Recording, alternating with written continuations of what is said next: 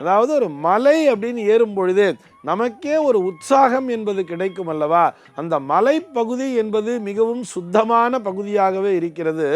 இவை எல்லாவற்றையும் விட அந்த தெய்வீக சக்தியை ஈர்க்கக்கூடிய அந்த ஆகர்ஷண திறன் அப்படின்னு சொல்றா இல்லையா, இந்த ஆகர்ஷணம் என்பது மலைப்பகுதிகளுக்கு பொதுவாகவே உண்டு. இப்படி சொல்லுவா தெரியுமா, அதாவது இந்த மேருமலை அப்படின்னு சொல்லுவா தெரியுமா, மேரு அப்படிங்கிற மாதிரி வீட்டில் வச்சு பூஜை பண்ணுவா.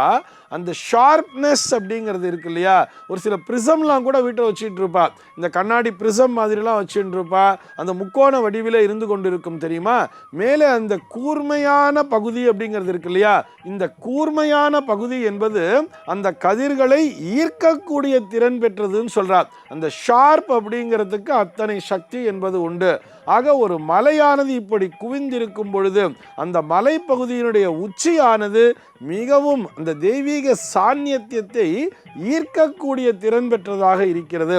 எல்லா மலைகளுமே அந்த மலைகளிலே ஆலயங்கள் என்பது இயற்கையாகவே அமைந்திருப்பதில்லை.